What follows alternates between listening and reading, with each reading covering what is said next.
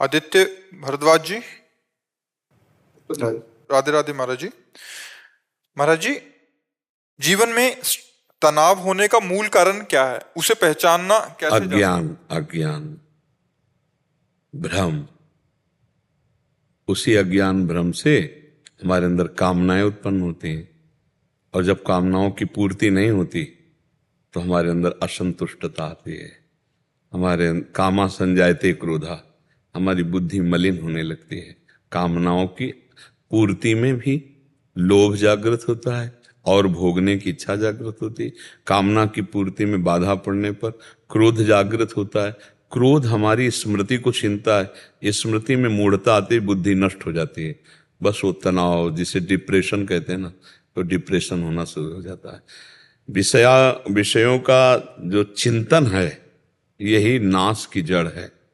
और अज्ञान के कारण हमको ऐसा लगता है कि यदि हमें मनमानी विषय भोगने को मिल जाए तो सुखी हो जाए।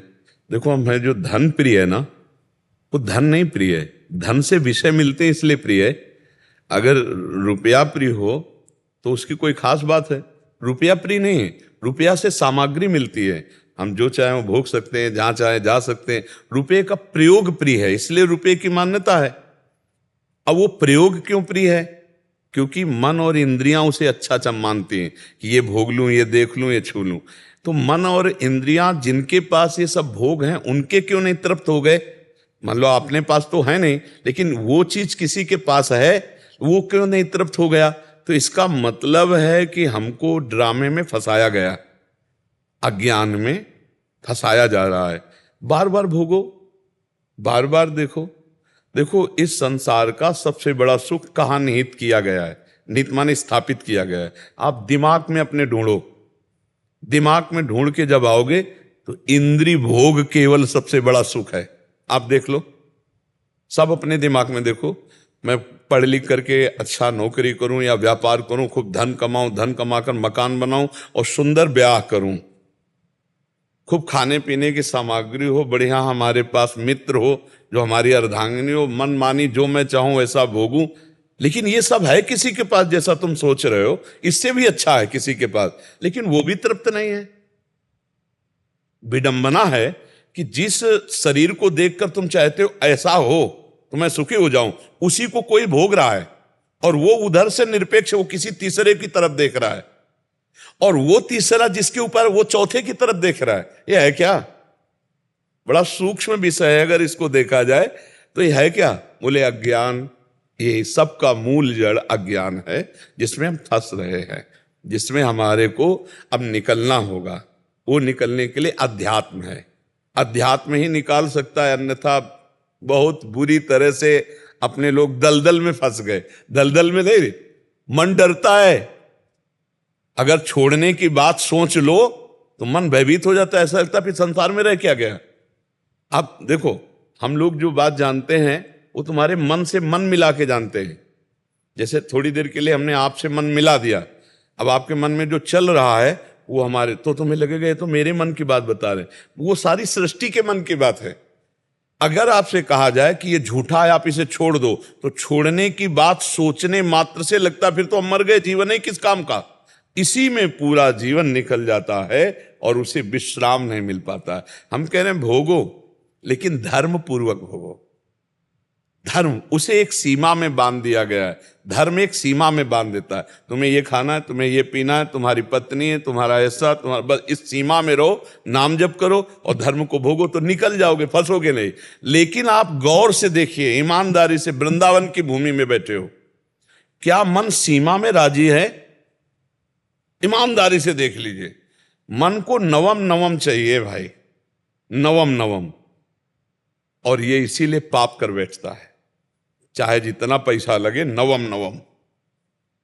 आप हमारी बात को अंदर से समझ लीजिए। अब इसी अज्ञान की धरा से हमारी दुर्गति होती चली गई, और नवम नवम असली में है तो भगवान है, जिनकी नयो नेह नव रंग नयो रस, नवल श्याम वृषभानु किशोरी, नव पीतांबर नवल चूनरी, नई नई बूंदन भींजत गोरी, नव वृंदावन हरित मनोहर, नव चातक वो, सब नवीन, सब नवीन। और उस नवीन में तो तृप्त हो गया जीव। मन विश्राम बिना भगवान के नहीं मिलेगा। इसलिए हम सबसे प्रार्थना करते हैं कि थोड़ी हमारी बात मान करके पहले गंदे दृश्य देखना बंद करो, गंदी बातें बोलना बंद करो, गंदी क्रियाएं करना बंद करो, तब तुम्हारे गंदे विचार छूट जाएंगे। और गंदे विचार छूटे, पॉजिटिव हुए कि हर परिस्थिति में आप आनंदित रहोगे। परिस्थिति हमें दुख नहीं दे सकती यदि हमारे विचार सही हैं। जिसे सुख चाहिए उसे कष्ट होता है, और जो सुख में स्थित है उसको कष्ट क्या पहुंचाए। थोड़ी सी दवा इतनी सुन्न वाली कष्ट को नहीं होने देती, और चित्त भगवान में जोड़ दो कष्ट होगा।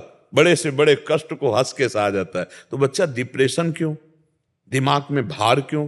क्योंकि वो अहंकारी अज्ञानी जीव भगवान से परिचय नहीं प्राप्त किया, अध्यात्म को नहीं जाना, इसलिए दुखी हो रहे। नहीं बोलो चिंतन की क्या परेशानी है, तुम्हारा दिमाग स्वस्थ हो, शरीर स्वस्थ हो तो कोई फर्क नहीं। भगवान का भरोसा, अध्यात्म बल जब तक जागृत नहीं होगा तब तक विश्राम नहीं मिलना किसी को।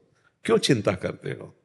अगर आप चिंतन करने लगो, नाम जप करने लगो, सत्शास्त्रों का स्वाध्याय करो, माता पिता बड़े बूढ़ों की सेवा करो, समाज को सुख पहुंचाओ, अभी आप प्रसन्न होने लगोगे। अब इतना सोच सोच कर अपने सुख के विषय में, हम आज सत्संग में कहते सबसे ज्यादा जीव परेशान है ओवर थिंकिंग।